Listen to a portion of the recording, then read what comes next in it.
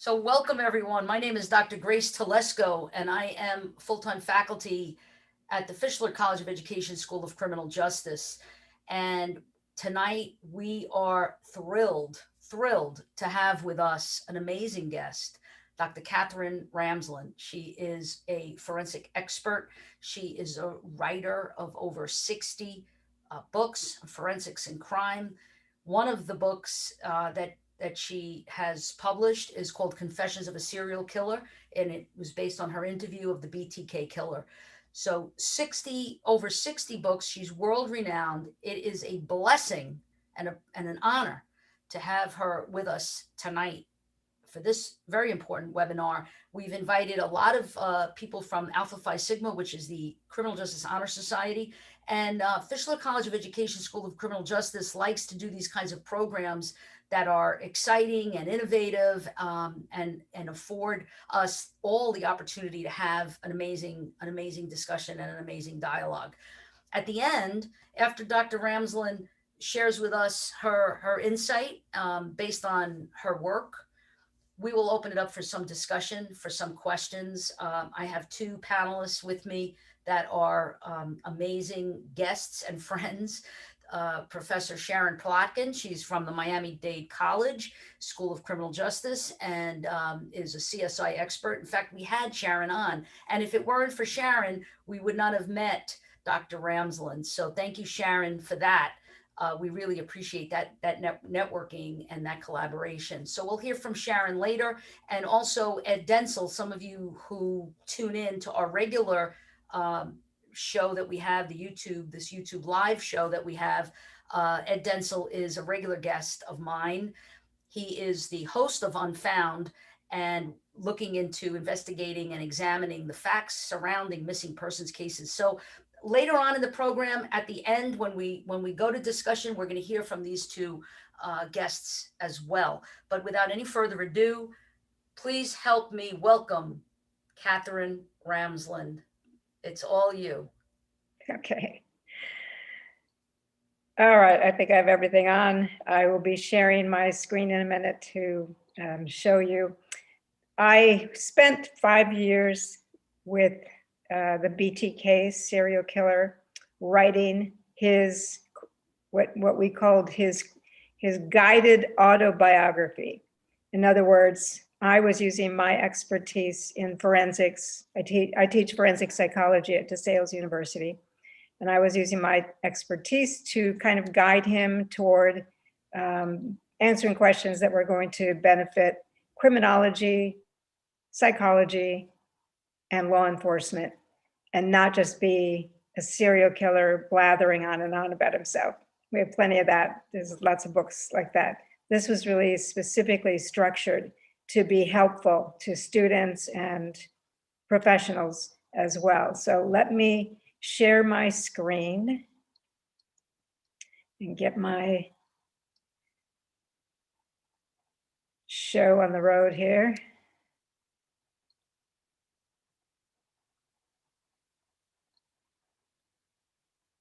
All right, hopefully everybody can see that.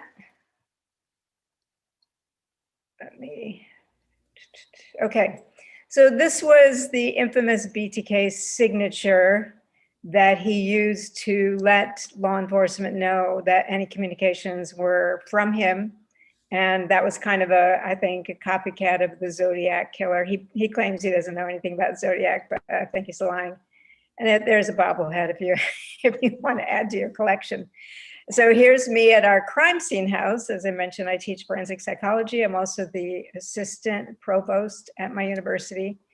And we have a crime scene house where we lay out all kinds of scenes and whatnot to teach students about crime scene investigation. So the psychology side comes up with the scenario, the criminal justice side usually does the investigations.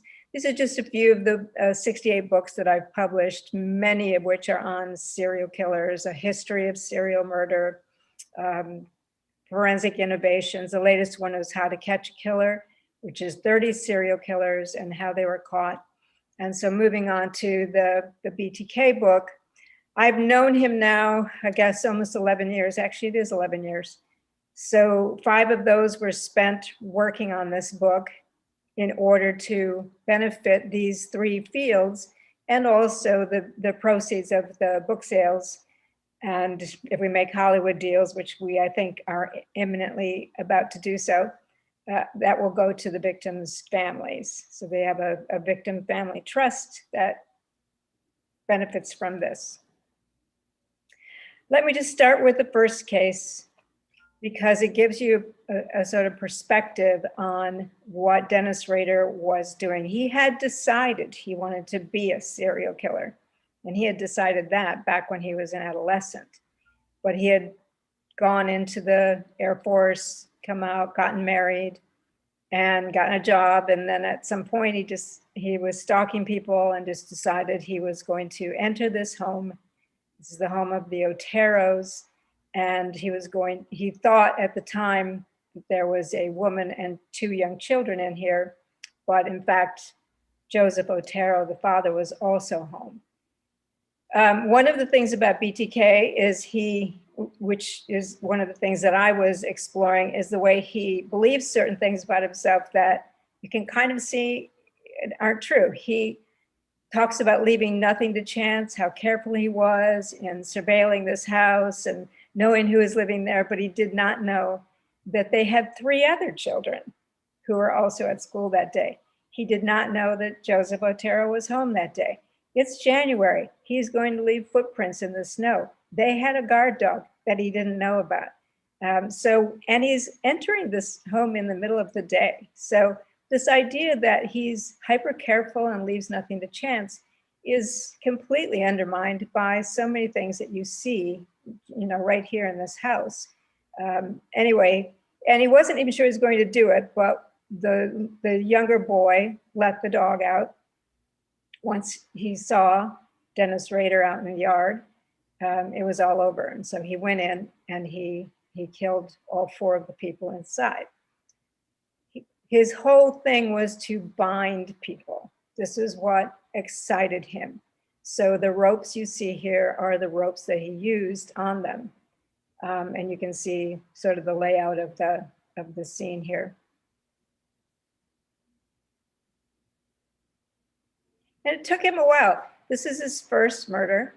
To murder 4 people at your first outing is very unusual, but he had actually been influenced by the Clutter family murders of 4 people in Kansas when he was 15 that became the book In Cold Blood. That movie had recently played. He had read that book, and he was impressed with the scene where the 2 killers go in and buy rope, and because for him it's all about the rope and the bindings. So in a way, he was almost replicating what they had done. In fact, he took a radio out of the house just like they had done. So in a way, this gives you a sense of who he is. He wanted to do what his role models had done. And so in an unusual form of serial murder, he's trying to replicate what other people have done before him that excited him. And that's not what you typically see. In many ways, I see Dennis Rader, BTK, as kind of an outlier. He doesn't fit any of the formulas, and yet, no doubt about it, he's a serial killer. So this was in 1974 in January. And then about 3 months later, he was more careful in this one. Kathy Bright was his next victim. He had scoped out her house. And one of the things he's always looking for is a multiple of 3 in the address. So all the addresses had to have a 3, a 6, or a 9, or something like that in them. And then he also was looking for a single woman living alone. What he didn't anticipate in this particular instance was that her brother came in with her. And Rader would often break into the home. He'd watch the potential victims, figure out their routines, know when they were going to be gone, break in. And he was kind of the ultimate boogeyman. He'd hide in the home and wait till they came and, then surprise them and overwhelm them. But in this case, her brother also came in with her.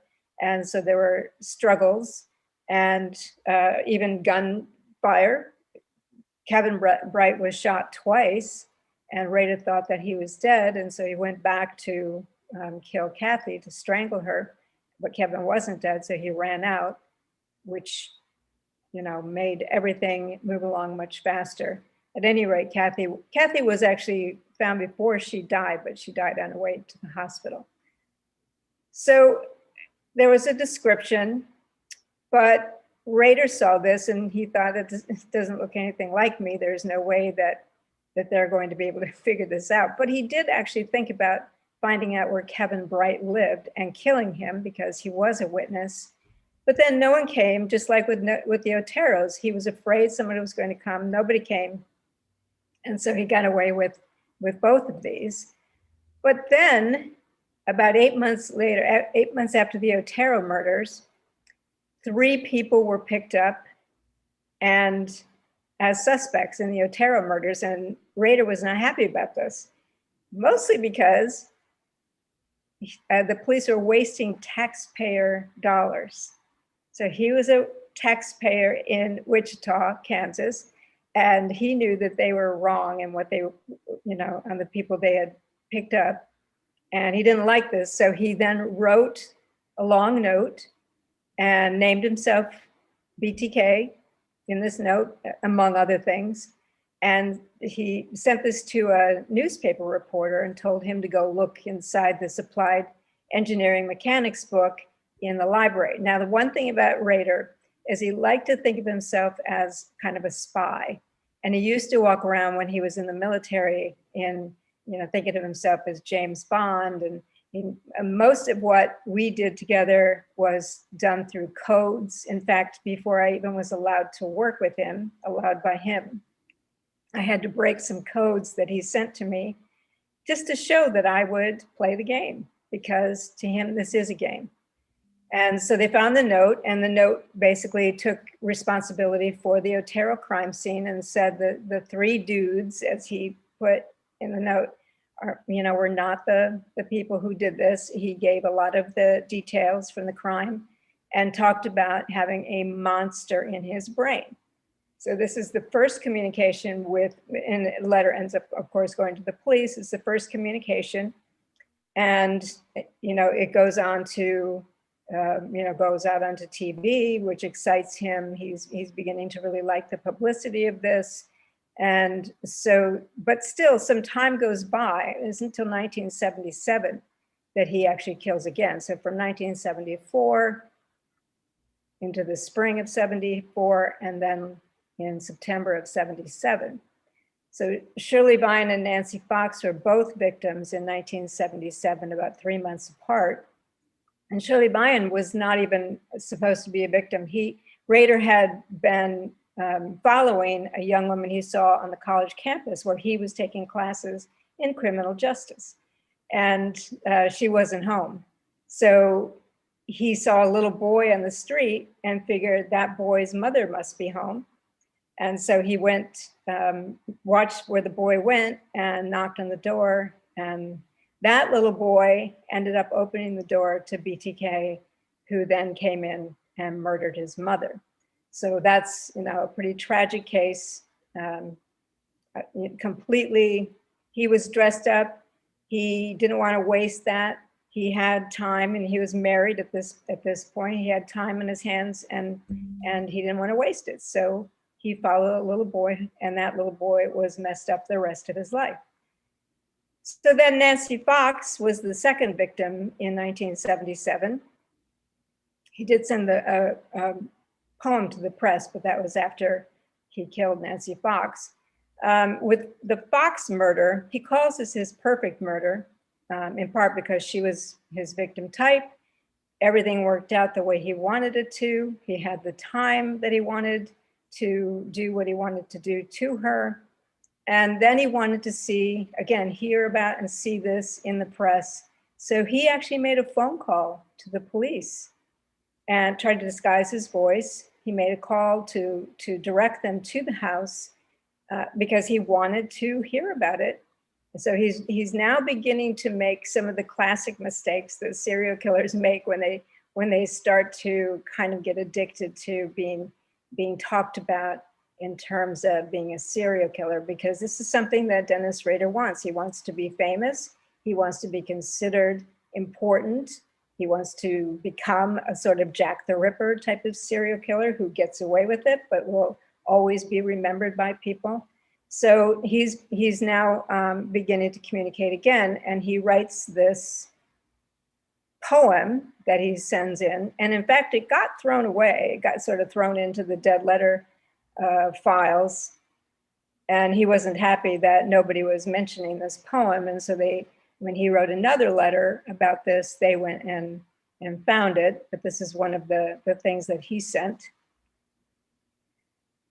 And one of the things, as I mentioned, he's always looking for houses. This is Nancy Fox's house. Always looking for houses to have that 3 or some multiple of 3, a 3, a 6, or a 9, typically. And watching this house, he liked the fact that it was pink. He liked the fact that a young woman lived there. She was small because he wanted to make sure that he could overpower her. So he was always watching for the kind of person he wanted. And in this case, he talks to even today about this being his perfect victim. So he's beginning to think about himself and other serial killers with what he calls factor X. And factor X isn't identified by him. In fact, when we started working together, he asked me to identify, to come up with what his factor X was, which is basically the motivator, which is different for different serial killers. And he wanted me to come up with what it was that had motivated him. It wasn't really that hard to do. And he's pretty easy to read. I think he thinks he's harder to read than he really is.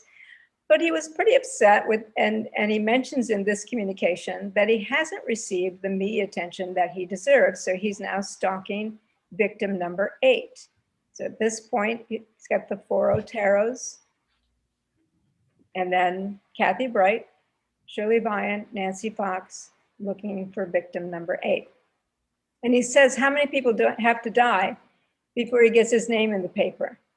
He thinks that he should have the kind of attention that he's seeing being given to what he calls Ted of the West Coast, which is Ted Bundy, and some of the other serial killers who are son of Sam, who are getting their names in the papers, and they're being talked about as these important kinds of offenders that the FBI is targeting, and he doesn't understand why is nobody talking about him. So he's pretty unhappy. And he sends with this a drawing of the 7th victim that he made, and that was Nancy Fox, that he made of her in her bedroom after he had killed her. So he means business, and he wants the police to take him seriously, and he shows this was the position she was in. If you don't believe me, look at your crime scene photos. This is her.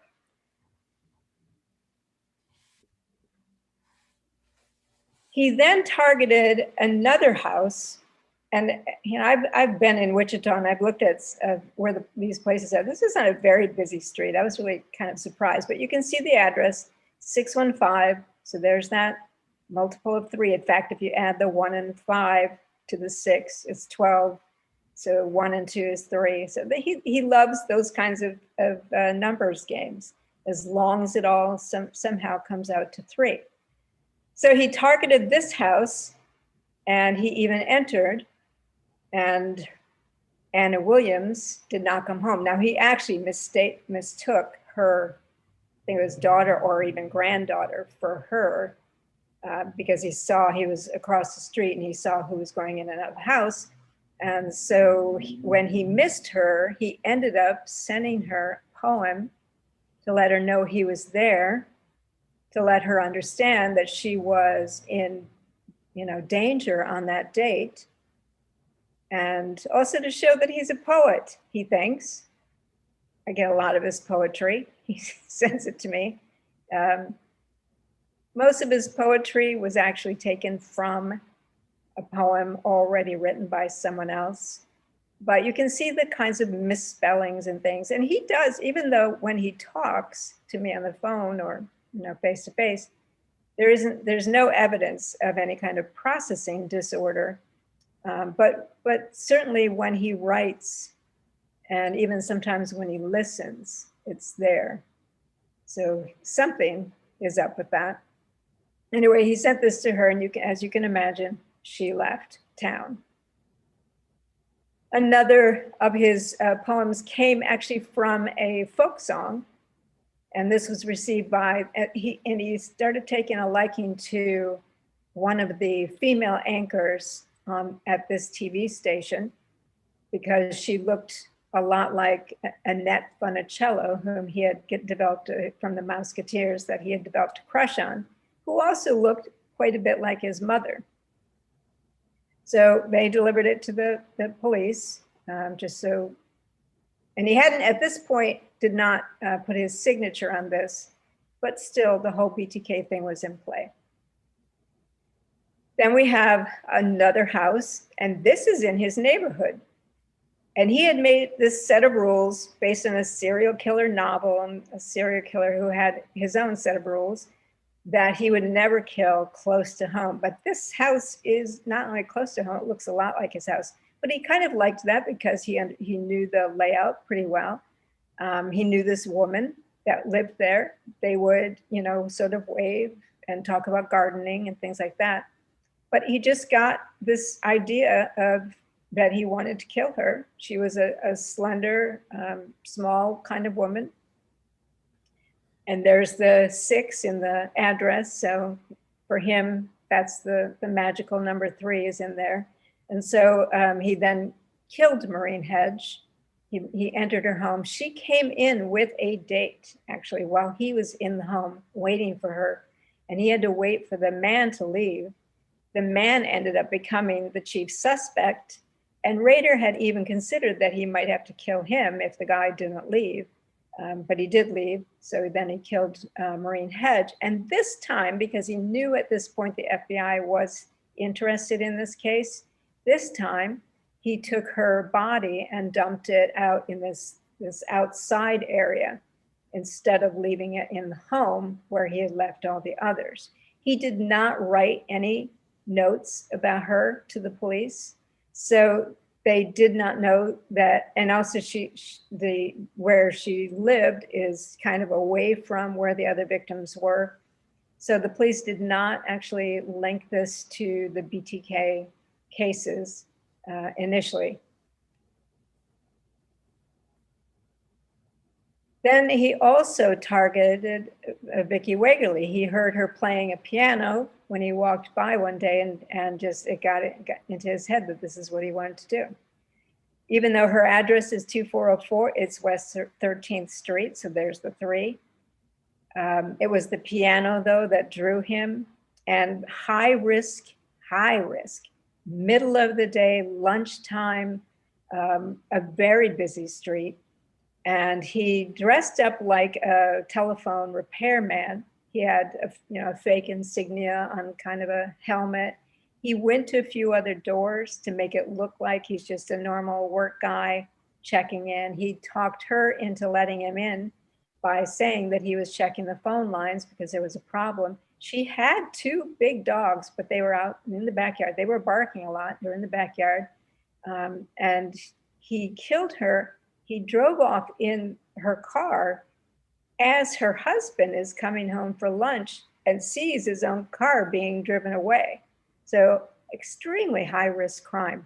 You can see him beginning to get out of control. This is number 9.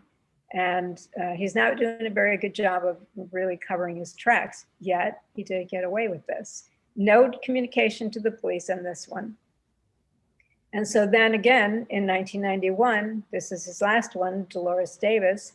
And this is a woman that he had sort of seen through a window. He initially thought she was a man because she wore her hair very short, but you see the 6 and the 6 in this address. And it was wasn't a totally isolated house, but isolated enough that he thought he could do this. And he changed out his MO. She was in the house, And what he did was he picked up a cinder block kind of brick and threw it through her patio door, shattering it, waking her up. A very different approach. Never had he done anything like this before. And again, no communication to the police. So this one did not get linked to the BTK crimes. And that becomes important because in terms of how they ended up catching him. So again, this woman was, her body was put out near this culvert and just left out in the wilderness. It was like snowy weather. Yeah, in fact, I think he got lost in the fog. He wanted to take her to a barn because he had these fantasies about working on a victim in an abandoned barn, which is based on the H.H. Holmes story, which I'll get to. But he couldn't find his way because it was a foggy, kind of wintry night. And so he just left her by this bridge. He then went back a little later and took pictures of her. So taking risks for sure, but nobody had found her at that point. So these are the 10 BTK murders. And so from 1991 to 2004, there are a lot of the true crime books will say about Dennis Rader that he stopped. He says he did not stop. He just didn't succeed, which is to say, he kept breaking into homes, looking for victims, almost getting victims. And he actually sent to me a list of 55 different projects, which is how he referred to his victims, 55 different projects that of women he had stalked, gone into their homes, had a lot of information about them, and just didn't succeed. So that's a lot different from someone who just stops and then starts up again. In 2004, he heard that this attorney in Wichita wanted to write a book about the 7 unsolved BTK murders. This attorney did an interview on his favorite TV station and for the Wichita Eagle, his favorite newspaper. And Rader was not happy that someone else was going to tell his story. This was not at all what he wanted. He wanted total control. Although ironically enough, we had written, I used to work for the Crime Library, which is on the Court TV website, and we had a story about him on there as well, about BTK. And he basically plagiarized that story. So much for him controlling his own work. But you can see when he sends a communication and it's Bill Thomas Kilman, BTK. So that's a lot of the kinds of codes that he uses is like when we first started communicating, he said something to me like, oh, I understand that you're interested in cooking and in recipes that use, bacon and beef and tomatoes. And so he's listing off all these foods that have a B, T, or a K in them. And I had no idea what he's talking about because I'm not interested in cooking. But then I started getting why he was using these words, is he wanted to communicate in code. And that's kind of what he does. You can see the 1684 Old Manor. There is no such address, but it was close to what the Otero address had been. He also starts sending police these cereal boxes because serial killer. So it's a game to him. So let me show you what some of them, and the cereal boxes were filled with these dolls, these fashion dolls that were dressed as his victims. You can see the one that's Josephine Otero right there, and then the Nancy Fox one.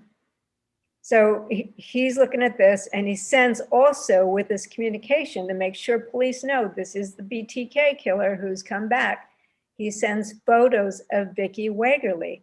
As you remember, she's victim number 9. She had not been linked at this point, although the person who was leading the task force had a feeling she might be linked to it. So he's proving that she is with photos that he took of her when he killed her. So then he started sending chapters of the BTK story. And as I mentioned, all of those chapters were from our story. So much for him writing his own. But he did know some things. A lot of people will say he didn't know much about using computers. He knew how to use computers. When you see the mistake that he made, it really wasn't about, it was more that a police officer gave him the wrong information. So he sends a Nancy Fox doll with the victim license on it. I think I might have a picture of that. Again, here's another communication, S, kill it. So that's a joke. And 803 Edgemore, that's like the Otero address. No real address, no such person, but this is his coded way of communicating. Here's one of the cereal boxes. And I thought this one was interesting. I don't know why he thought anybody would get this at all. But he left this cereal box at a stop sign on First and Kansas. So these two crossroads, First Street and Kansas, because what he wanted them to think was first in Kansas, which was the Clutter murders. Literally nobody got that at all. He had to explain it later. He wanted people to understand that he's sort of copying them. Nobody's getting that, but he always had this angle, or whatever he did, wherever he left these boxes. And he took some risks. He dumped one in a truck at a Home Depot, which ended up in the trash, and the police, because they had a surveillance video, managed to get it back. But these boxes, and here's another one. And it's not just that it's cereal boxes for serial killer, it's brand for the B, special K, etc., post toasties. So it's always got to have that BTK angle to it. And people who see that will see his codes. Not that it really amounts to anything, because it doesn't.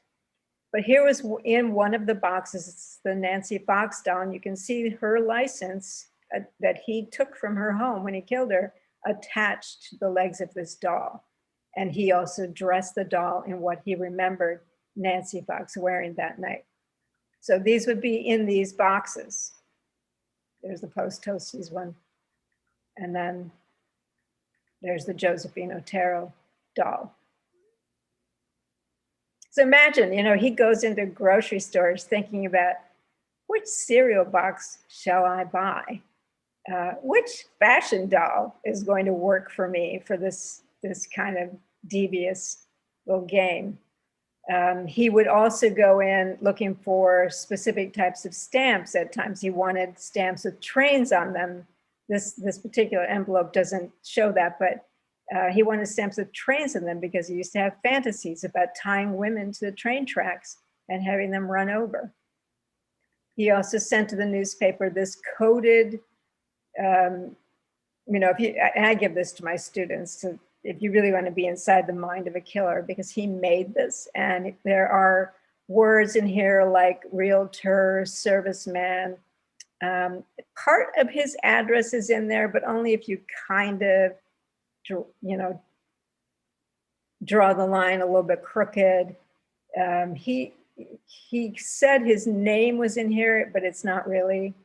And later on, I actually gave this back to him and said, show me all the words, and he couldn't do it. He often forgot his own codes. So when we were working on the book, because he was forgetting his codes, I ended up making the codes that we were going to use for the book.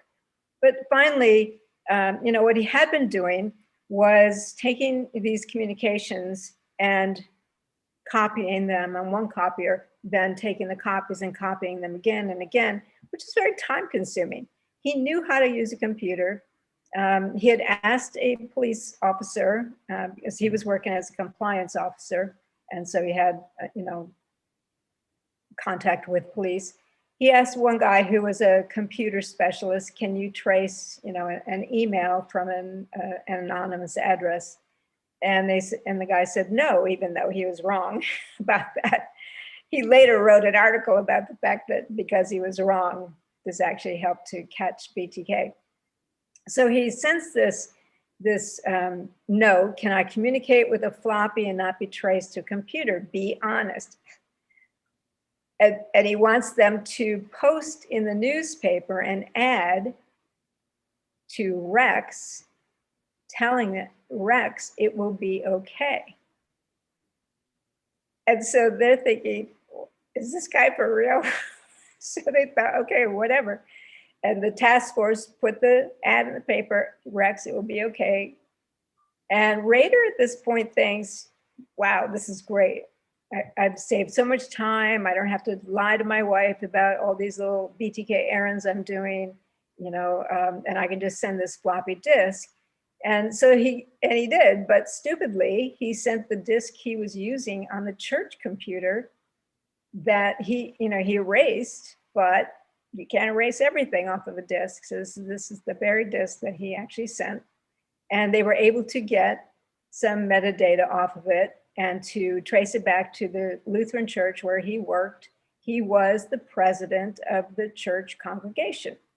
And so they asked the minister, is there, and his name, Dennis, was on, not his last name, but his first name was on the disk, or the floppy. And the pastor said, yeah, Dennis, was using the computer.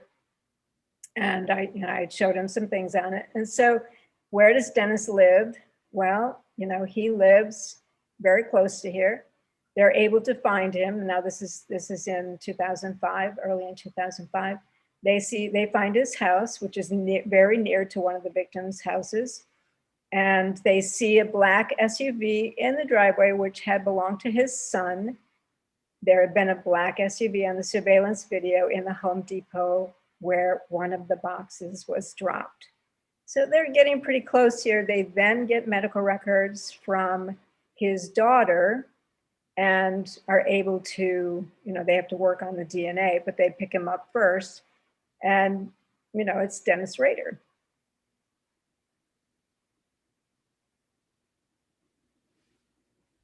So they make the arrest.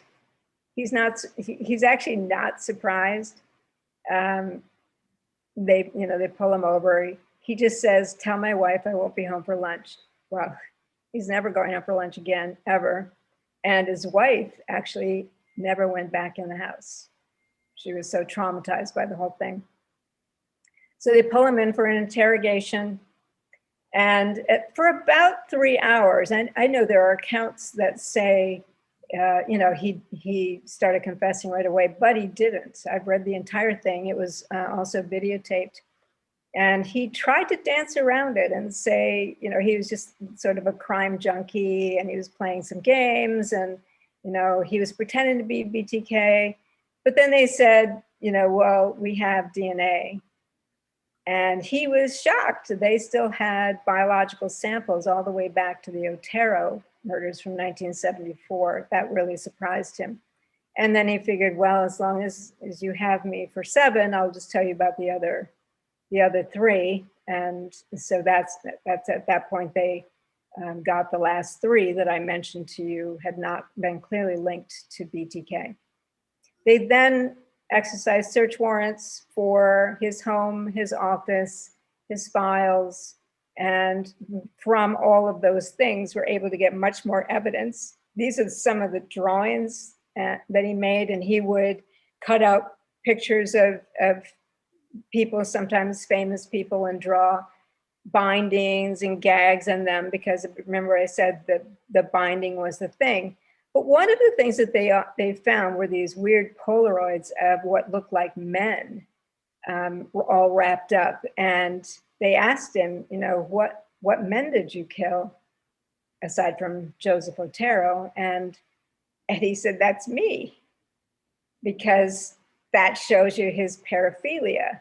He loved binding himself, hanging himself, dressing up in female slips and underwear with a mask. And he had so many of these.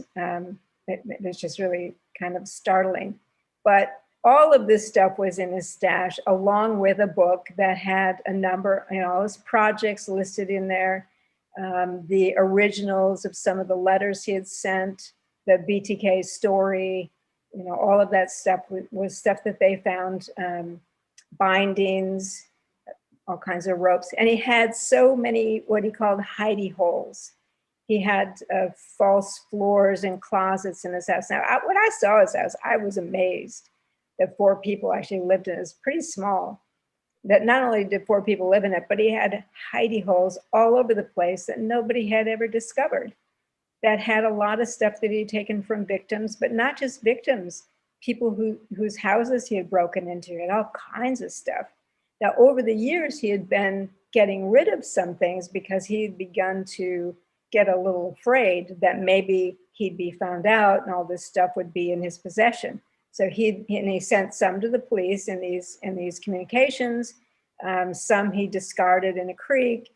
So he was beginning to get rid of things, but this was one of the books that the police confiscated.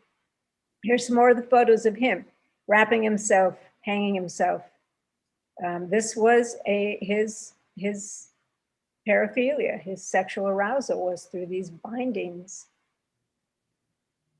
And there's a lot of them. I mean, I saw dozens of them in the DA's possession. This mask, you see him, he would bury himself in sand also and wear this mask. This mask is also the mask that he used on Dolores Davis, the last victim, because when he came back to find her, some animals had already begun to eat parts of her. So he put the mask on her, the same one that he uses on himself. So this became part of he did a plea deal, but there was still a sentencing hearing and it became part of it. So he wanted this big trial. He wanted, as you know, he wanted to be very famous, but his daughter begged him not to put the family through it, not to put the victims through it. And so he decided not to. And when he went in, he gave a plea. Now, if you see it, I mean, it was recorded and televised, and a lot of people think that he kind of orchestrated that because he's such a narcissist. He wanted to brag about it. But in truth, he did not expect that. That was the judge's idea. He thought he was just going in and pleading and leaving, but the judge really wanted everything on the record and wanted him to say it all. So those people who knew him, and you can see the sweat on his face here, those people who knew him said he was not in control. This was definitely not his idea. Even though it does look like he's kind of bragging, if you watch the tapes, that really wasn't what was happening for him. So then he went through his sentencing hearing, and this is where the DA, Nola Folston, who's actually a good friend of mine, she decided she's going to take him through 2 days of hell here. She had all kinds of stuff that she put up on the screen to, just really humiliate him and make sure everything was on the record, that there was no getting away. So he was charged with 10 victims. He confessed to them all. He got 9 life terms, no parole. Because the death penalty, although Kansas does have the death penalty, they did not at the time of his murders. He did target an 11th victim in 2004. He had a very elaborate plan of what he was going to do to her. Had he carried that out, he would have been eligible for the death penalty at the time, but he didn't carry it out. All right, so, big headlines. The Wichita Eagle actually gave me a copy of this very historic paper, but these are some of the things the DA had used in the trial, in the sentencing hearing. So he got sentenced and off to El Dorado. He went for life, which is where he is right now. So let's talk a little bit about him. I know I want to have some time for questions, so I want to say a little bit about the background. One of the things about Dennis Rader, because he was arrested when he was 59 and kind of pudgy and balding and bespectacled, a lot of people thought, well, they used to Ted Bundy, what? But when you look at him, like in the lower picture, he was really fit. He had come out of 4 years in the Air Force and kind of a good looking guy. So at the time he was actually doing these murders, he was kind of Bundy-esque. Just later on, he wasn't so great looking, but that's, you know, the top picture is the one we associate with him. That, and he hates his arrest photos so much. So he's always talking about, he wishes that one would get lost. So born March 9th, 1945, he grew up in Wichita, stayed there, graduated high school there, went into the military, did go to college, had a 2-year degree and a 4-year degree. His 4-year degree was criminal justice.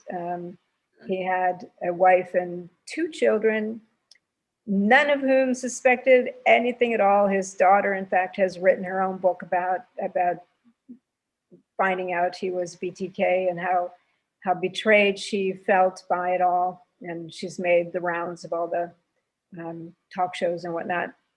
He was highly active in his community, so not the loner serial killer who lives with his mother type of person at all. No major head injuries. He did have some, but nothing, you know, to really make anything of. Intact family, both grandparents alive, no child abuse, you know, none of the stuff that people typically think of when they think of what goes into making a serial killer. You know, the whole McDonald triad, which actually has absolutely no research support, bedwetting, fire setting, etc. He did do some things to cats, which he didn't like cats, but his grandmother didn't like cats. So they lived on a farm and she didn't mind him killing the cats. So I don't know that actually is the same thing as kind of animal torture, cruelty that you would find in some of the other serial killers. But he had a dog, he loved his dog. So he wasn't just this dastardly, monstrous person. But he did develop this sense of women having too much control over him, from his mother and grandmother to teachers, to, as he's developing into an adolescent, to girls who made him feel awkward. He was a poor student, you know, C.D. student. And so he resented people making him, he was the oldest of 4 boys, so he resented people making him feel like he wasn't, you know, important and perfect. And usually that came at the hands of women. So that's part of his factor X right there. He came up with these, he would draw these girl traps. Whenever he got a crush on an actress, he'd always envision her in a cage. So this idea of keeping control over females became something that really worked on him as an adolescent. He would tie ropes and knots around his waist, and that aroused him. So he then transferred that onto victims. When he read a True Detective magazine about Harvey Glattman, who tied up his victims and took pictures of them, he fixated on the look on their face. He also read another true crime magazine about H.H. Holmes and his murder castle, and some of his relatives would talk about this place in Chicago. So the barn became his idea of the murder castle. A barn and a silo was what he envisioned putting all the torture devices into, including a train and a train track, into a barn. It had to be a big barn. So these are the kinds of things that ended up kind of filtering through his adolescent consciousness as he's beginning to think about wanting to become a serial killer.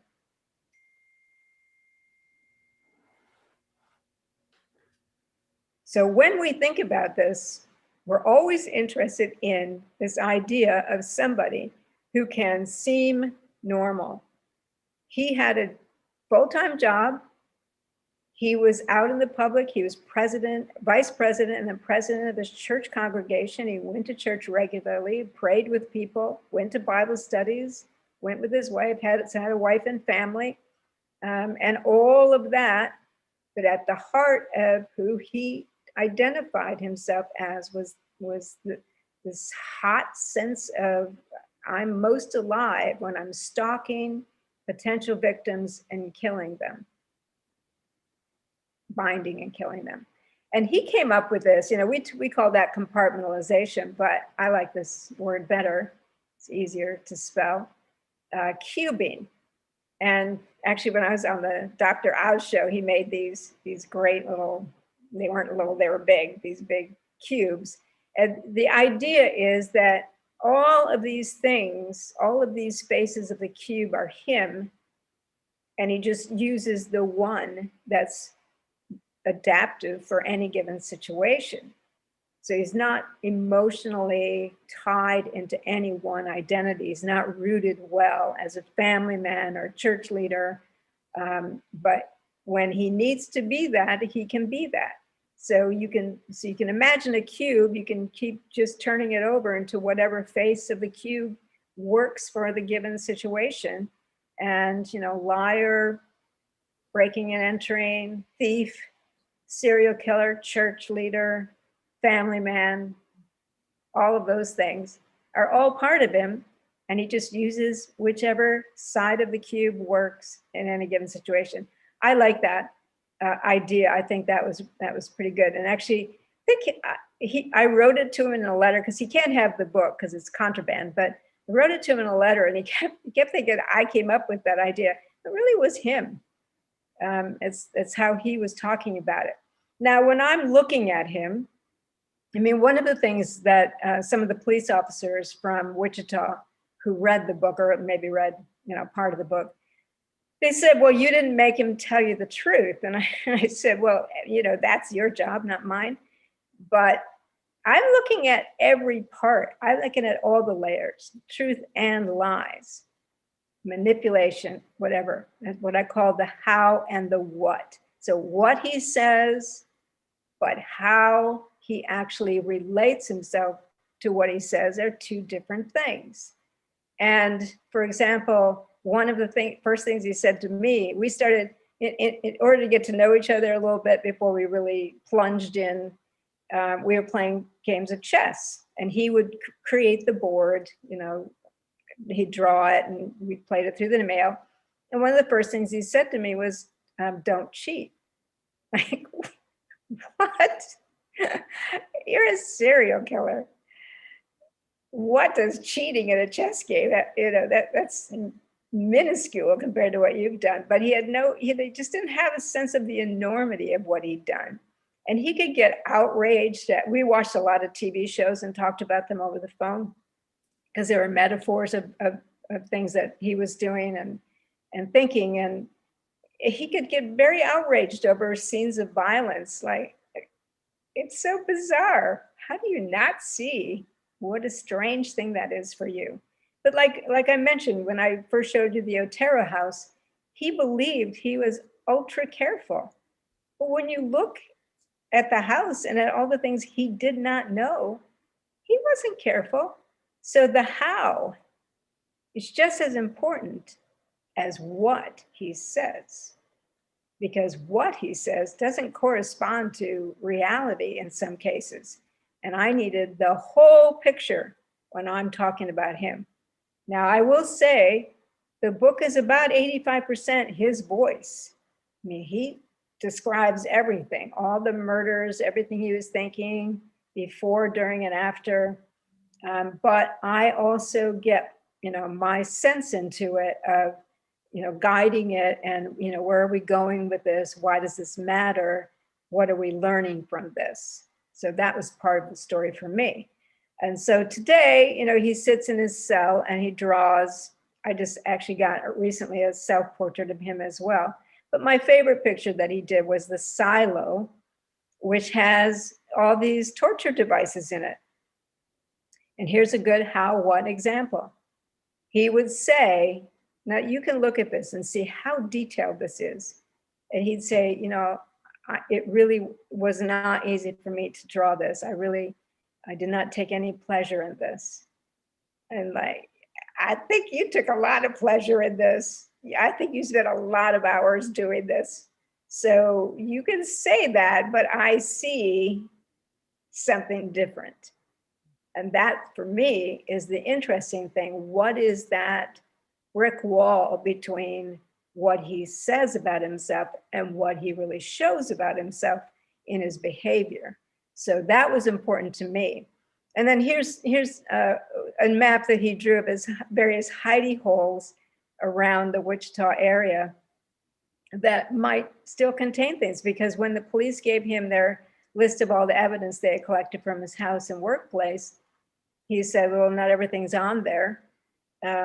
So he drew this map showing a bunch of places where, this is a lot of years later, I don't think really anything's there, but he put things in abandoned farm machinery and on farmers' fields and things like that. So for what it's worth, I doubt there's really anything of worth out there related to him. Not that it would even matter, because he's in prison for life. But in terms of lessons I learned, and now I have sort of a community of people who have also talked at length with serial killers in the way that I did with Rader, and we've kind of put our heads together in terms of what can we pull out of this to, what do we learn about talking to them. And for example, I just saw a news piece today of a serial killer who's suing the author who he worked with willingly and told her where bodies were buried, and she published a book, and now he's suing her. So you never know. Very difficult to work with. Stay in charge, know your goals, call them out if it's appropriate. I did with Rader a few times. He wasn't happy with me, but I always wanted to see how he'd respond to things. Make them think they're important, let them talk, let them feel as if they're telling their story. I did that with Rader. That's really the best thing to do. You don't have to put your own ego into it, but you do have to know why you're there and keep your goals in mind. So with that, I'm going to then turn it over to you, the audience, if you have any questions to ask me. And I'm going to stop sharing my screen so that you can talk with me. Awesome. Awesome. Awesome. Awesome. Really, really unbelievable, fascinating work.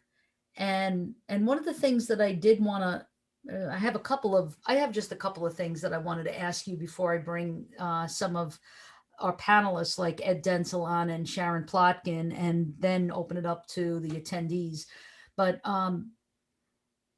when you said you called him out, and that there was a couple of times probably in the course of all your interviews where you had to call him out, what did that look like? Can you give us that example, or we're not privileged to know that? Yeah, I can talk about one where he would talk about how much he loved his kids, and he was, sort of unhappy that he had, messed things up and lost communication with them. But I said,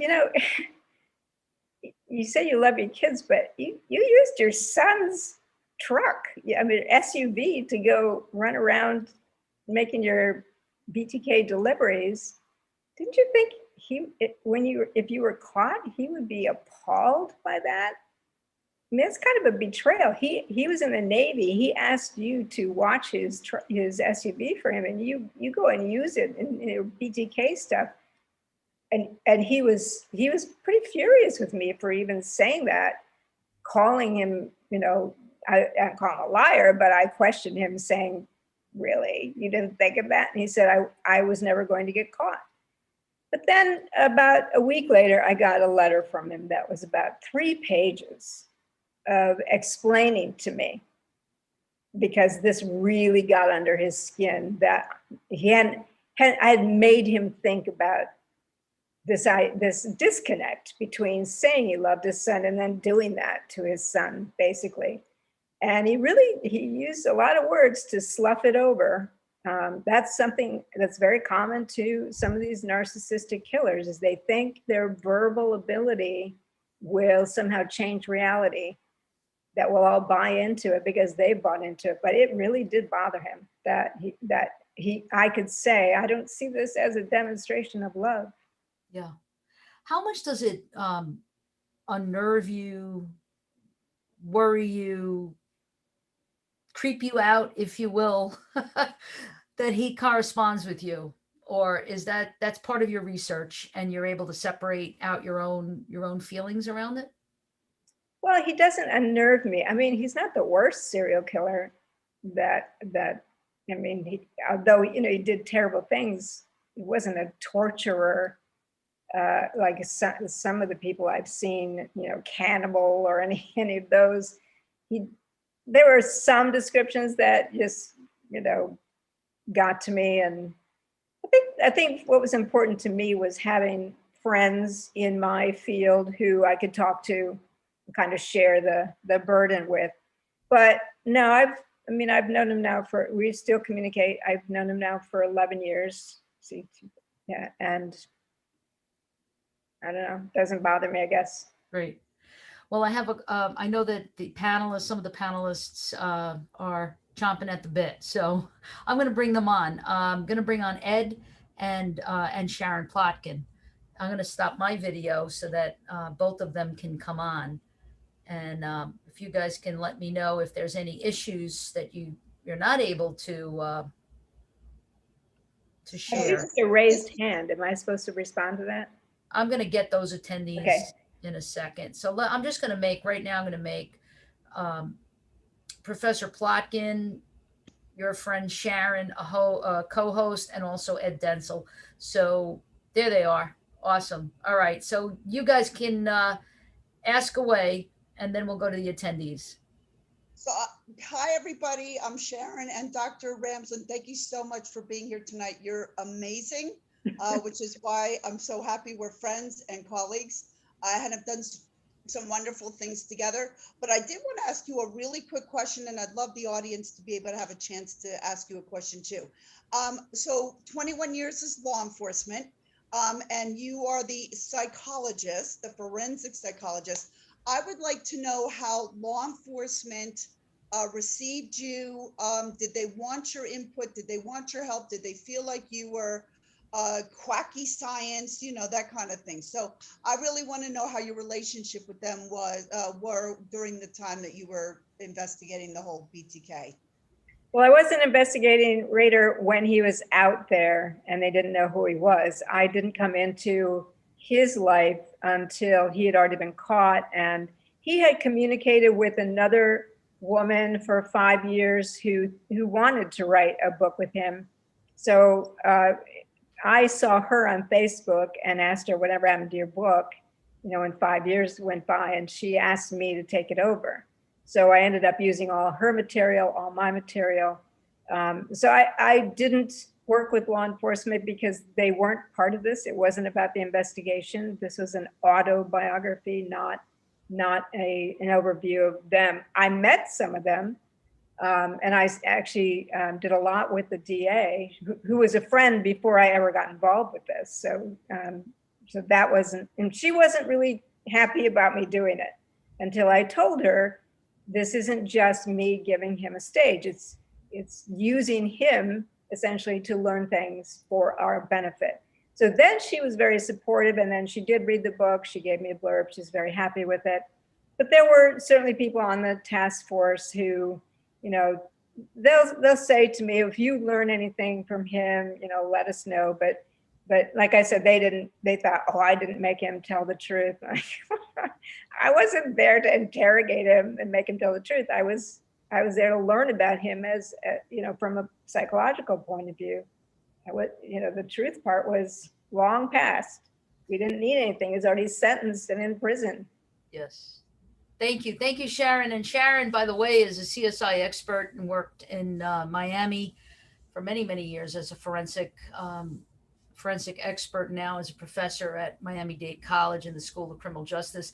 And so, Dr. Ramsland, meet Ed Denzel, who you may or may not know, who is the host of Unfound. And as I said, we collaborate a lot.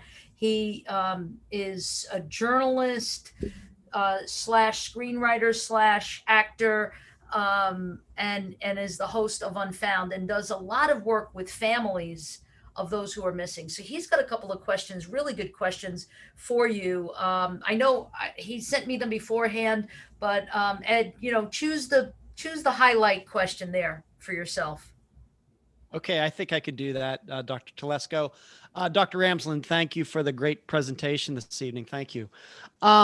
I don't cover serial killers. All I do is cover missing persons cases, and I've covered over 200 of them now. And I'm inclined to believe that a multitude of them, probably 75% at least, are murders, because we're always talking about suspects and suspicious people around the missing person. But from a psychological perspective, these people, just average people, have gotten away with killing these missing people, I'm inclined to believe. What is the psychological difference between a person like Dennis Rader or any serial killer who leaves the victim behind? Of course, we know we can then test for DNA, the murder weapon, etc., and compared to a person who causes someone to disappear and there's no DNA, no signs of violence, anything like that. What is the psychological difference between those two types of killers?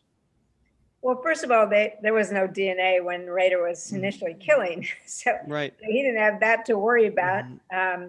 Really, even though 1991 was his last victim, DNA was just beginning to be used, and it was expensive, and so that wouldn't have gone into his thinking at all, as opposed to somebody today who right. would know, about the much more sophisticated techniques we have, and that would be a person who either feels, might be very mentally ill or feel very compelled and narcissistically believes they're untouchable, they're smarter than the cops and whatnot. So that's the kind of person I would expect would go ahead and do this kind of thing. I think a good example, it's not a serial killer, but it's the submarine guy in Denmark who with the missing reporter. Yes. It's a great investigation, but boy, did he cover his tracks. I mean, even to the point where after they found all the body parts, they still couldn't figure out cause of death. So pretty clever and pretty narcissistic guy. He really believed he was going to get away with that. So it's a little bit different from somebody who's going to cover his or her or their tracks by burying a victim, dismembering them, and really doing some way to get rid of them completely. I mean, the missing persons thing is such a broad category with so many different types of things that can happen Certainly. to people. It's kind of hard to give you a psychological analysis of that. But I think the person today who is killing repeatedly with knowing all the sophistication we have, is somebody who either is really out of it or very narcissistic. Okay. Thanks. Thank you, Ed. Thank you. And thank you for being with us tonight. I really appreciate it. Nice to meet you. Yeah. And so we have got two participants who have their hands raised right now. Brendan Callahan was first, and then Marie Ann Raguso. So I'm going to ask Brendan, going to give you, actually, Brendan, why don't we let you, let's see, can I do that? Can I give you, I'm going to make you a panelist. Okay, I'm promoting you to panelist. And now you have the ability, I think, to share your video with us. Yes? Do you? There you go. All right. And I'm going to ask Ed if he doesn't mind, stop his video. And so this Brendan can come on. Brendan is a criminal justice major, and he's also part of the Sociodrama Club Stage for Change. And so, Brendan, go ahead, ask your question of Dr. Ramsland. First, I just want to say thank you so much for coming out tonight. This was an amazing presentation. I really enjoyed it. For my question, I noticed that throughout the course of both like his murders and like his other behavior with like the police and the media, he became like increasingly like erratic, and his behaviors became like more random and more risks were involved. Just through your like time working with him, why do you think that is, that he like began to take more risks as time went on with his? I actually don't see that because the Maureen Hedge murder was so carefully planned. He did all kinds of, I didn't go into all the things he did, but he did a lot to cover his tracks and make sure nothing came back to him. And in fact, it didn't come back to him, even though he's almost her next door neighbor. So I think really maybe the 9th one was like that, but the 10th one wasn't. So a lot of it had to do with how he was feeling at the time, and also if he felt he had limited time period, because he always had these what he called social obligations as a family. And when he was going to school, he could always say he was at the library or doing an assignment or something, but then later when he was just has a job, he didn't have any excuses. At the time he was committing the last murders, he was working in town as a compliance officer, so he didn't have out of town trips. And he always had to use these cover stories, like he volunteered for Boy Scouts, so he had these overnights. And in fact, in the last victim, he used that as his cover story. So really it had to do more with his circumstances that makes it look like he's a little more erratic, but I don't think that he was. And in fact, when the 11th victim, which he never, he didn't kill her, but wow, the planning was elaborate. Thank you. Thank you, Brendan. Thanks. Great question. We got Marianne, then we got Kathy, then we got Hannah. Go ahead, Marianne. Okay. Can you hear me by any chance? Yeah, we can. Go ahead. First, I want to say thank you for coming on the show as well. I have been reading your book since Anne Rice. Yeah. So obviously I could not miss the opportunity to ask you at least one question. And my question would be, what advice would you give to writers who are interested in depicting such topics that involve a depth of rapport building, whether it's a screenplay, a book, an article, or dissertation? Well, my take on writing is to immerse, because that's what makes writing so fun, is the immersing in the subject area. When I went to Wichita, lived in Wichita, visited all the crime scenes, really immersed completely. All the things I did an undercover in the vampire subculture for 2 years and dressed up and went to all kinds of clubs and stuff. I went around the country with ghost hunters and did everything they were doing. In my opinion, that's the best way of being a writer, is know your subject so well, and just keep researching. And I think you live it. It becomes the book that you write, or whatever you do write with it, grows out of you organically, as it should. But you have to first do all the work of pulling all the material into you and letting it, mix itself up in your brain, and then out it comes. Obviously, I've written 68 books, but so it comes more easily to me. But I think new writers still need to do that sense of knowing your subject area so well and really being in love with it in a way, which is odd to say about serial killers, but I'm really in love with the notion of what makes a person into this. I don't like trend analysis, so that's why I'm not in criminal justice. I'm in psychology. I'm much more interested in the developmental trajectory of these people, and sort of what's the mystery? How do I solve their factor X? I love that whole process. And I think you have to be, if you're going to sustain the energy and attention it takes to really write a book. Thank you. Great. Thank you so much, Marie. And we know that you've applied to our PhD program. We have a PhD program in criminal justice that is online, and we have a master's in criminal justice that is ranked 41 in the U.S. News and World Report. Just a little commercial. Shameless marketing and advertising for our program. I have a couple of other hands up. I have Kathy and I have Hannah. So Kathy, go ahead. It's all you.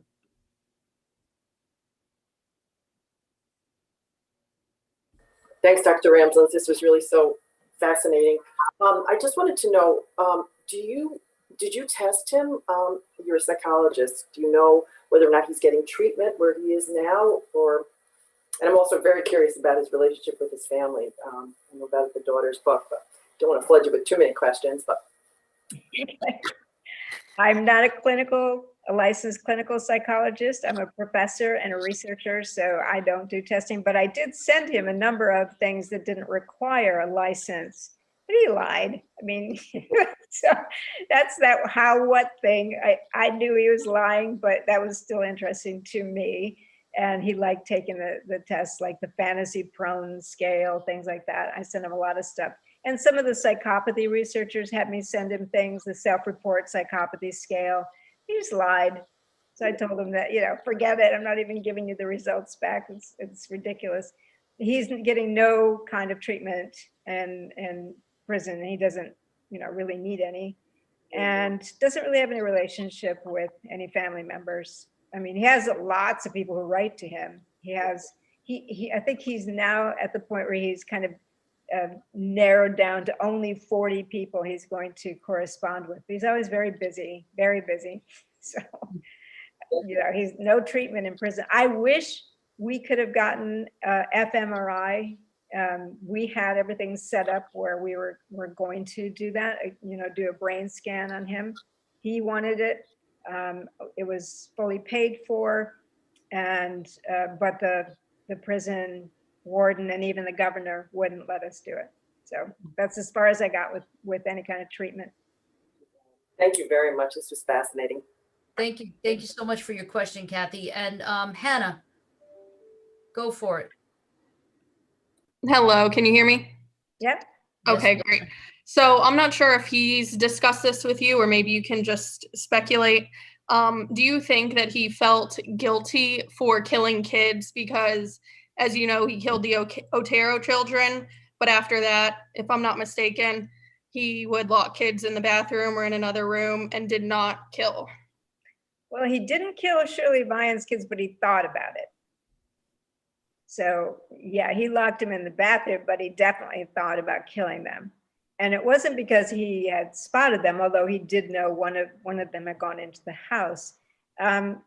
It depends on what side of the cube you get him on in terms of whether he feels badly or not. There are days when he will say that and days when he likes being the serial killer. So do you think something changed so why did he go forward with killing the Otero children, and then in subsequent murders he spared them? Do you think? Well, that's a little complicated.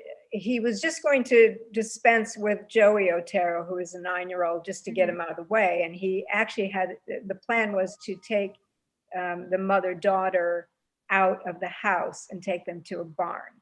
So that was the original plan, but there was no gas in their car. And he really didn't, he kind of bungled his way through that. Right. So that was basically what he had in mind for them. And that was completely different scenario for what happened at Shirley Vian's house. Whereas the kids were just sort of in the way. And also, I think she mentioned something about somebody calling, he always felt like he had to hurry because something was happening. The mailman was coming, something like that. And so he didn't really have he hadn't stalked her at all. She was a victim of opportunity. She wasn't somebody he had really targeted as the way he had targeted Julie Otero and her daughter. Mm-hmm. So two really different scenarios there. Gotcha. Good question, Hannah. And Hannah, tell us where what you're currently enrolled in and what you're registered for. Yep. Right now I'm working on my master's in legal perspectives of criminal justice. Excellent. And what school do you go to, Hannah? Of course, Nova Southeastern. Hey. Great professors like Dr. Telesco. Yes. One of my favorites. That's right. And you're in the master's course called Police Community Relations, Cohesion, Cooperation, and Communication. Yes. Yep. And I just got finished reading your strategic plan, by the way. Yes. You and Caleb, who are both on tonight. So thank you again for being such great students and for such a great question. Yeah, I have another I have another hand up here. Amy has a question, and then I'm going to go to David and Josh. So go ahead, Amy. It's all you. Can you hear me? Yes. Okay. So my question is, I have read another book about Rader, and there was some, I guess, I don't know that it was ever confirmed, but some ideas that he possibly went through periods of time without killing because of his wife walking in on him and being embarrassed about that. And is that anything you've ever heard anything about, or were able I know to? that. I know the story. He tells the story in my book. She caught him twice, but that had nothing to do with whether he would kill or not kill. I mean, if you're interested in it, I'd say read his account. Now, his wife says she doesn't remember any of that. She never caught him. She never saw that. She's told her daughter she has no memory of that. Well, you know what? I would say the same thing, frankly. It's an embarrassing episode. She walked in on him doing autoerotic stuff and was horrified. You know, she's very religious. She was horrified by it. She also saw some things, like he was writing the Shirley Byam poem, and he just said it was an exercise for his criminal justice class. So he always had a cover story. But I can see her not remembering that. It wouldn't stand out to her as anything. It stood out to him. But none of that affected his decision to kill anyone. And I will just caution you on there are many books written on him that speculate about that period of time he didn't kill. I would say that none of them had talked to him because all those books came out before he talked to me. So I think you have to hear it from him as to what he was doing, not through the speculations of people who did not have the data. The data is straight from him. That's the person I would listen to. Great. Thank you. Thank you. Good question, Amy. So now I want to bring on two of our criminal justice seniors. They're graduating in May, and they're my left and right hand, my production team, my guys. I'm very sad that they're going to be graduating, but very proud of them. So I want to bring them both on, Josh Enfinger, David Troxel. And I just want you guys to hear that this guy was a criminal justice student. Be careful. All right, Josh. David's going to go first. He had his hand up, and then you can go in and ask the question to Dr. Ramsland. Go ahead, David. Well, that tells you, with him being a CJ major, that tells him, I don't know, he learned a few things. I actually have two short questions, and thank you again so much for taking time out of your busy schedule, Dr. Ramsland. We really appreciate you being here. My two simple questions is this. One, is there any evidence that he had more than 11 victims, seeing how you caught him in multiple lies? And my second question is, do you know of any mental disorders such as schizophrenia or anything else that he suffers from that could partially explain any of this? No schizophrenia. I mean, he did go through a competency evaluation, but since he didn't have a trial, there wasn't any mental state at the time of the offense evaluation. But there isn't anything. The only thing, like, we wanted to do an fMRI in his brain to see, you know, is there some disconnect there, like we find in the brains of psychopaths, but weren't able to do that. So, I mean, to me, it really was a process that is called orgasmic conditioning. It's a paraphilic process, like Jeffrey Dahmer had, of getting yourself gradually into the mindset of this is the only thing that's going to satisfy me. Trying it worked. And so by that point, your brain is, through the fantasy and the rehearsal, your brain is already primed to keep going. And so when he got away with it, he felt better about himself. He felt good, like, I'm going to do this again and again and again. And you can see that in terms of sexually compelled serial killers, that kind of addiction process going on. So you don't really need a mental illness like schizophrenia to explain that. But there was another question you had. But before you go there, I'm just going to piggyback on that for a minute. So would you say that this sort of mirrors or is very similar to the disease of addiction. So addiction of substances, addiction of, sex addictions, and eating disorders, things like that. Would you say Yeah, that resembles that? the mechanisms in the brain are the same for addictions of dopamine, dopamine receptors, the kinds of ways brains build neural pathways in supportive habits. So Yes. I definitely see it as being parallel with addiction, but just to be clear, I'm talking about sexually compelled serial killers, not all serial killers. And I Correct. know there are some people who think that's the only way you qualify is if it's a sexual compulsion, but that's obviously not true because we have a lot of other motivations and they're not necessarily addictive in the way that a sexually compelled kind of pattern is. Right. So I definitely see Rader as being in that, in part because so much of it surrounded his paraphilia that he had been developing since, adolescence. Yes. David, so hold on to your thought there. We're going to go to Josh because then we have one more question and we're almost out of time. So if you don't mind, if we have time, we'll come back to you for your second question. But Josh, it's all you. Thanks, Dr. T. So yes, Dr. I wanted to just say thank you so much for coming on here. This is something really cool to me because once I do graduate, my dream is to work for a very high level forensic DNA investigator, private investigator in the forensic field. So I always love learning about these different tactics that we see and hear from. And of course, being the criminal justice major and minor, I feel like I've seen so many shows. There's so many indications of these deaths and everything, especially because this is 1977. So I feel like this is such a hard way for him to feed off other people about how these crimes are to get away. And even like right before Ted Bundy was doing his mastermindful things of getting away with serial murdering. But my main question to you is just as kind of from the forensic standpoint, what do you feel is like the first sign that you think you saw from talking to him and seeing all these cases that you feel was the first sign of being able to stop a serial killer in like the future for instances such as these? Oh my God. That is a huge question. Yeah. What we are seeing in what we call children at risk for becoming adult psychopaths are certain types of behaviors that are amenable to some intervention using cognitive behavioral therapy.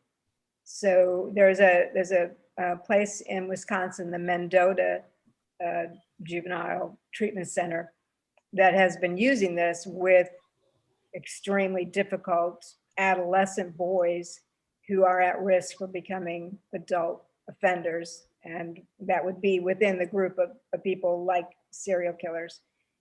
So the cognitive behavioral therapy intervention doesn't play off of things like a guilty conscience and things that they don't have at all, but it does help them to see what's in their best interest. What does pro-social behavior actually mean? But you do have to get them young, and actually adolescence is a little too late. You have to start seeing this kind of behavior early, and we do see it. Deception, unmotivated lying, property damage, cruelty to others, cruelty to pets. So we do see it as young as 3 or 4 years old. If we get some programs into place, but they're very expensive and taxpayers don't like that. But if we get some programs into place, we can probably catch some of these before they become dangerous individuals as adults. Thank you so much. Thank you. Good question, Josh. And we'll see you soon. I'm going to ask Ed Denzel to come back for the last question. Last licks, Ed, go for it. All right, thank you. Thank you for giving me one more question there, Dr. Telesco. I want to piggyback on something that you just brought up regarding addiction and compulsion and comparing that drug addiction, sex addiction with the killing, for example, that Dennis Rader did.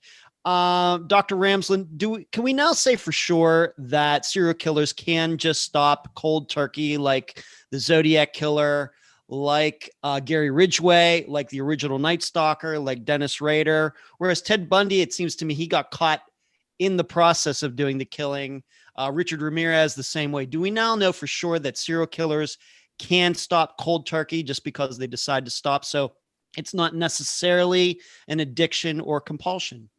Well, first of all, the serial killer isn't a species of offender where they're all alike, because they're not.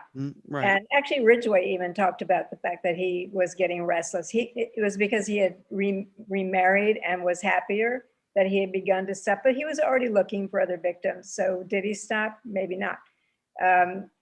Ed Kemper is a good one, but did he stop because he wanted to stop, or because he just had no resources and nowhere to turn? We actually don't have a lot of cases out of the thousands of people who are serial killers. We don't have a lot of cases where they stop themselves. And some of those are not sexually compelled serial killers either. So each one is its own individual trajectory. It's very hard for me to generalize about can they or can't they stop. Some can and have, some maybe would never stop. And Rader even said he was already on his 11th victim. And he was even thinking of building that weird tower I just showed you, the silo in the barn. So he knew that he was not as physically agile as before, so he couldn't, jump in and out of windows and whatnot, but he certainly was still thinking about it. We do have serial killers in their 50s and 60s. Look at Bruce MacArthur in Canada. So I think it's not a question you can answer in general. It's going to be about the person, whether you could predict they would stop or not. Okay, thank Great. you. Thanks, Ed. Thanks for joining us tonight. We really appreciate it. And we're out of time. Dr. Ramsland, I think that we could probably talk for hours and hours. And as our forensic interests are piqued, and all of our students and the Alpha Phi Sigma students also that have joined us tonight, I'm sure that their forensic interest is just going crazy right now. So we'd love to have you again down the road if you're interested and willing, and maybe we can have Sharon and Sharon, or you, whatever you want. We'll talk about it down the road. But you get the last word. Any closing remarks? I think Joshua, somebody asked a question that I didn't answer that's kind of getting to me about whether he might have had other victims. And I think it's possible. Whenever anybody tells their story as if it's, this is the whole thing, but there are inherent inconsistencies in that story, I think there's room for, looking for more. And I think there is some evidence to say it's possible. So, but I enjoy being here. These are great questions. I loved talking with all of you, and I would thank you all for coming. Thank you again. Thank you. And so thank you for joining us. Everyone who's been watching us on YouTube, please make sure you hit subscribe and the bell for notifications for when we go live. Thank you to all the Alpha Phi Sigma and Nova Southeastern University students. Thank you to the deans that are on and present. And thank you to Josh and David. Thank you, Ed Denzel, Sharon Plotkin, for making this amazing connection. And absolutely, thank you. What a blessing, Dr. Ramsland, for your being on tonight as one of our greatest guests. So have a good night, everybody.